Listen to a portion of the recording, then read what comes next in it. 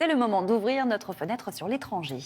Ils étaient plus de 20 000 étudiants en Ukraine, venus d'Afrique au moment du déclenchement de la guerre. La plupart a pu fuir, mais une poignée d'entre eux est encore bloquée sur place dans une situation désespérée et ils lancent un appel à l'aide. On retrouve en direct de Dakar Nicolas Bertrand. Bonjour Nicolas, vous avez pu parler à certains d'entre eux.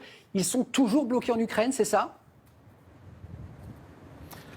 Oui, bonjour, absolument. Alors, ils viennent de beaucoup de pays africains et comme tous ceux qui étaient en Ukraine ou qui sont toujours sur le sol ukrainien aujourd'hui, ils vivent un cauchemar, d'autant qu'ils sont loin, très loin de chez eux et qu'ils ont très peu de moyens financiers pour la plupart. À cela s'ajoute que leurs ambassades, les ambassades des pays africains concernés, ont également très peu de ressources pour mettre en place des évacuations massives et que donc la plupart de ces étudiants africains sont livrés à eux-mêmes et tentent, comme ils le peuvent, d'essayer de traverser la frontière pour trouver refuge en Pologne, par exemple. À cela s'ajoute, vous en avez peut-être entendu parler, des accusations de racisme.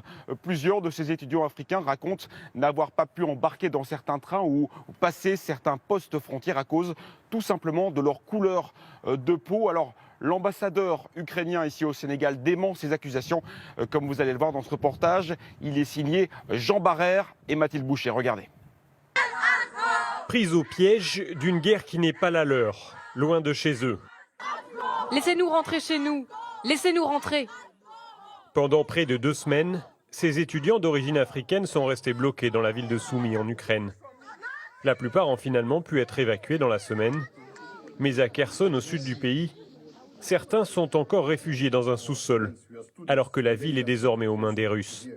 Ils sont nigérians, ghanéens, congolais ou encore sénégalais et appellent à l'aide via les réseaux sociaux. Nous sommes traumatisés, nous sommes stressés. On ne peut plus rester ici, c'est pas une vie ça, on ne peut plus rester ici. Nous sommes à bout. On ne dort pas, on ne mange pas, les magasins sont vides. Parmi eux, Mamadou Diambang, un étudiant sénégalais en électromécanique qui a accepté de nous parler.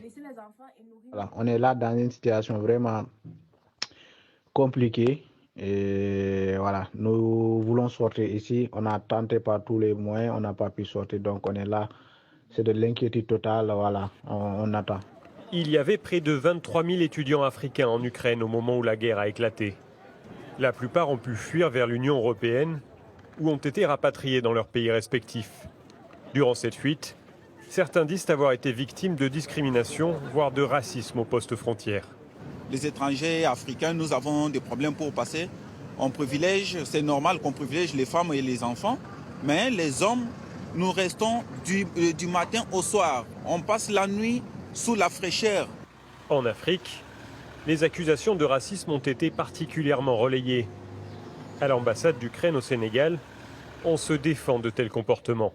Je n'exclus pas qu'il y avait certains cas de nervosité, si vous voulez, mais il ne s'agissait pas, et il ne s'agit pas du tout des cas de discrimination et de racisme. Ça, je vous garantis. J'ai le courage de confirmer que ce sujet a été alimenté massivement par la propagande russe.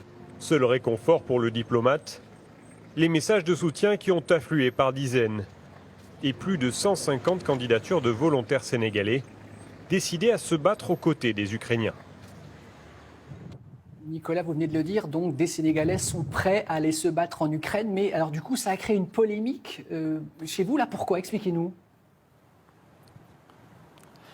Eh bien, tout est parti d'un message Facebook posté par l'ambassade d'Ukraine ici au Sénégal. Un post qui était en fait un appel aux volontaires qui seraient prêts à venir se battre aux côtés des forces ukrainiennes. Il y a eu des messages similaires dans d'autres pays. Mais ici au Sénégal, les autorités n'ont pas du tout apprécié. Elles ont ordonné à l'ambassade d'Ukraine d'immédiatement retirer ce post Facebook. Raison invoquée, le recrutement de mercenaires ou de combattants étrangers serait illégal ici au Sénégal. Et c'est donc avec regret, comme nous l'a expliqué l'ambassadeur, que ce poste a donc été retiré par les Ukrainiens, par les autorités ukrainiennes, et donc aucun transport éventuel de combattants sénégalais vers l'Ukraine ne sera organisé.